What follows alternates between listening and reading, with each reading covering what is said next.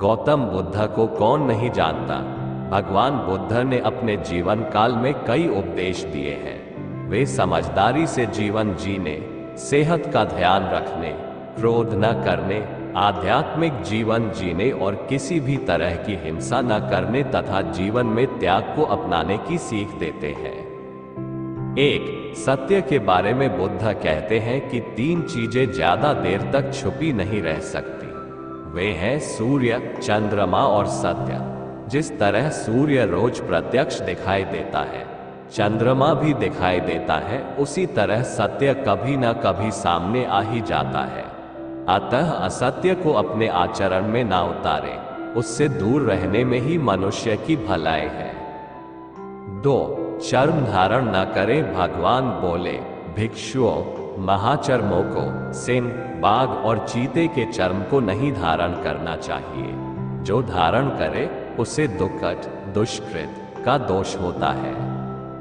3 जीवन का उद्देश्य सही रखें। जीवन में किसी उद्देश्य या लक्ष्य तक पहुंचने से ज्यादा महत्वपूर्ण उस यात्रा को अच्छे से संपन्न करना होता है।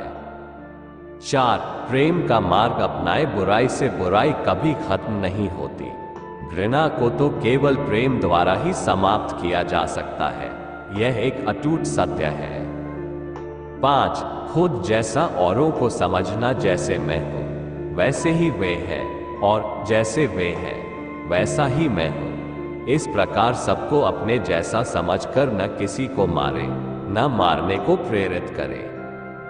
6 स्वयं पर विजय। जीवन में हजारों लड़ाइयां जीतने से अच्छा है कि तुम स्वयं पर विजय प्राप्त कर लो, फिर जीत हमेशा तुम्हारी होगी, इसे तुमसे कोई नहीं छीन सकता। 7 दूसरों का बुरा न करें। अपनी प्राण रक्षा के लिए भी जानबूझकर किसी प्राणी का वध न करें। जहां मन हिंसा से मुड़ता है, वहां दुख अवश्य ही शांत हो जाता है। 8 बैर भाव न रखें। वैरियों के प्रति वैरहित होकर, आहा, हम कैसा आनंदमय जीवन बिता रहे हैं, वैरी मनुष्यों के बीच अवैरी होकर विहार कर रहे हैं। 9 पशु हिंसा से बचे। पहले 3 ही रोग थे, इच्छा, क्षुधा और बुढ़ापा। पशु हिंसा के बढ़ते बढ़ते वे अठान्यवे हो गए। ये याजक, ये पुरोहित निर्दोष पशुओं का वध कराते हैं, धर्म का ध्वंस करते हैं।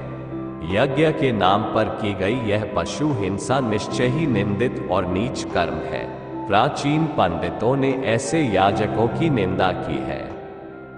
10 दूसरों को सुख दे। मनुष्य यह विचार किया करता है कि मुझे जीने की इच्छा है, मरने की नहीं। सुख की इच्छा है, दुख की नहीं। यदि मैं अपनी ही तरह सुख की इच्छा करने वाले प्राणी को मार डालूं तो क्या ये बात उसे अच्छी लगेगी? इसलिए मनुष्य को प्राणी घात से स्वयं तो विरत हो ही जाना चाहिए, उसे दूसरों को भी हिंसा से विरत कराने का प्रयत्न करना चाहिए।